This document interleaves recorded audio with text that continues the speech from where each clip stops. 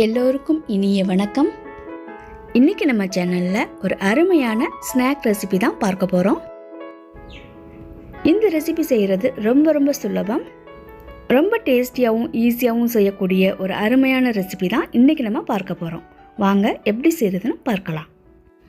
அதுக்கு முன்னாடி நம்ம சேனலை இன்னும் சப்ஸ்கிரைப் பண்ணலைன்னா வீடியோவுக்கு கீழே உள்ள சப்ஸ்கிரைப் பட்டனை கிளிக் பண்ணுங்கள். பக்கத்தில் உள்ள பெல் ஐக்கானையும் கிளிக் பண்ணிடுங்க. அதில் ஆளுங்கிற ஆப்ஷனை எனேபிள் பண்ணிக்கோங்க. வீடியோவை ஸ்கிப் பண்ணாமல் முழுமையாக பாருங்கள். பார்த்து முடிச்சுட்டு லைக் பண்ணுங்கள், ஷேர் பண்ணுங்கள். இப்போ நம்ம வீடியோக்குள்ளே போகலாம். பிரெட் பஜ்ஜி தான் இன்றைக்கி நம்ம செய்ய போகிறோம். இந்த ரெசிபிக்கு ப்ரெட்டு வாங்கிட்டு வந்து அதை இந்த மாதிரி ட்ரையாங்கிள் ஷேப்பில் கட் பண்ணி எடுத்து வச்சுருக்கிறேன். உங்களுக்கு எந்த ஷேப் பிடிக்குதோ அந்த ஷேப்பில் நீங்கள் கட் பண்ணிக்கோங்க.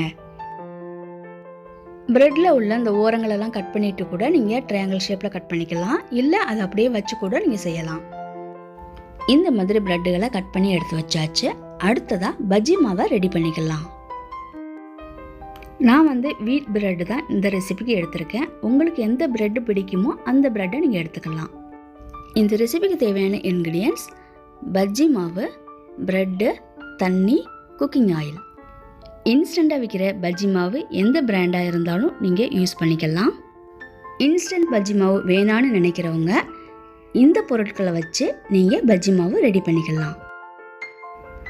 கடலை மாவு 1 கப் எடுத்துக்கோங்க. ஒரு 1/4 கப் அளவு அரிசி மாவும் இதில் சேர்த்துக்கணும். அதோட 1 சிட்டிகை பெருங்காயத்தூள், 1 சிட்டிகை மஞ்சள் தூள், 1/2 டீஸ்பூன் அளவு மிளகாய்த்தூள், தேவைக்கு ஏற்ப உப்பு. இதை எல்லாத்தையும் ஒன்றா மிக்ஸ் பண்ணி அதில் கொஞ்சமாக தண்ணி ஊற்றி திக்காக கரைச்சி எடுத்து வச்சுக்கோங்க.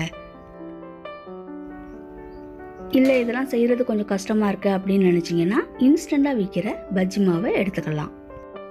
இன்ஸ்டண்ட்டாக விற்கிறது நீங்கள் யூஸ் பண்ணிங்கன்னா பாக்கெட்லேயே இன்ஸ்ட்ரக்ஷன் கொடுத்துருப்பாங்க. அதில் பார்த்தீங்கன்னா உப்பு ஆட் பண்ணியிருக்காங்களா இல்லையான்னு சொல்லிட்டு தெரியும். உப்பு சேர்க்காத மாவாக இருந்ததுன்னா நீங்கள் உப்பு மட்டும் ஆட் பண்ணிக்கோங்க. இந்த ரெசிபியில் நான் யூஸ் பண்ணியிருக்கிறது இன்ஸ்டண்ட்டாக வாங்கின பஜ்ஜி மாவு தான். இதில் ஆல்ரெடி உப்பெல்லாம் ஆட் பண்ணியிருக்காங்க. நம்ம எதையுமே சேர்க்க வேண்டியது கிடையாது. நார்மலாக விற்கிற பஜ்ஜி மாவில் தான் இந்த ரெசிபியை நான் செய்கிறேன். கட் பண்ணி எடுத்து வச்சுருக்கிற பிரெட் ஸ்லைசஸை இந்த மாவில் திரட்டிட்டு பொரித்து எடுக்க போகிறோம். பிரெட் பஜ்ஜிக்கு பிரெட் ஸ்லைசஸை மாவில் டிப் பண்ண உடனேயே செய்ய ஆரம்பிச்சிடணும். ரொம்ப நேரம் ஊற விட்டுறக்கூடாது. இப்போது ஒரு குக்கிங் பேனை ஹீட் பண்ணிக்கலாம். அதில் பொரிக்கிறதுக்கு தேவையான அளவு எண்ணெயை ஊற்றிக்கலாம். எண்ணெய் காஞ்சதும் நம்ம பஜ்ஜி மாவில் திரட்டி வச்சுருக்கிற பிரெட் ஸ்லைசஸை இதில் போட்டு பொரிக்கலாம். அடுப்பை மீடியம் ஃப்ளேம்லேயே வச்சுக்கோங்க. பிரெட் ஸ்லைசஸை எல்லா சைடும் வேகிற மாதிரி திருப்பி விட்டு பொரிக்கணும். லைட் கோல்டன் கலரில் வரும். அதே சமயம் எண்ணெயில் உள்ள சலசலப்பெல்லாம் அடங்கிரும். அதுக்கப்புறம் நம்ம இந்த பிரெட் ஸ்லைசஸை எடுத்துடலாம். பிரெட்டு கிடைக்காத பட்சத்தில் நீங்கள் ஆனியன் பஜ்ஜியும் செய்யலாம். கேபேஜ் இருந்ததுன்னா அதை வச்சு கூட பஜ்ஜி செய்யலாம். பிரெட்டில் செய்யக்கூடிய இந்த பஜ்ஜி ரெசிபி சின்ன பசங்களுக்கு ரொம்ப பிடிக்கும். காலிஃப்ளவர் பஜ்ஜி, மஷ்ரூம் பஜ்ஜி, இது எல்லாமே இதே மெத்தட் யூஸ் பண்ணி நீங்கள் செய்யலாம். உங்களுக்கு அந்த ரெசிபியெல்லாம் எப்படி செய்யணும்னு தெரியலைன்னா நம்ம சேனலில் ஏற்கனவே வீடியோ அப்லோட் பண்ணியிருக்கோம். அதை பார்த்து கூட நீங்கள் தெரிஞ்சுக்கோங்க. லிங்க் வேணும்னா நான் டிஸ்கிரிப்ஷன் பாக்ஸில் கொடுக்குறேன், கீழே கிளிக் பண்ணி பார்த்துக்கோங்க. இந்த ஈஸியான ரெசிபியை நீங்களும் உங்கள் வீட்டில் செஞ்சு பாருங்கள். எப்படி வந்திருக்குங்கிறத கமெண்ட் செக்ஷனில் எழுதுங்க. இந்த வீடியோ உங்களுக்கு பிடிச்சிருந்துச்சுன்னா லைக் பண்ணுங்கள், ஷேர் பண்ணுங்கள், சப்ஸ்கிரைப் பண்ணுங்கள். பக்கத்தில் உள்ள பெல் ஐக்கானை கிளிக் பண்ணி அதில் ஆளுங்கிற ஆப்ஷன் எனேபிள் பண்ணிக்கோங்க. இந்த ரெசிபியை நீங்களும் உங்கள் வீட்டில் செஞ்சு பார்த்துட்டு எப்படி வந்திருக்குங்கிறத கமெண்ட் செக்ஷனில் எழுதுங்க.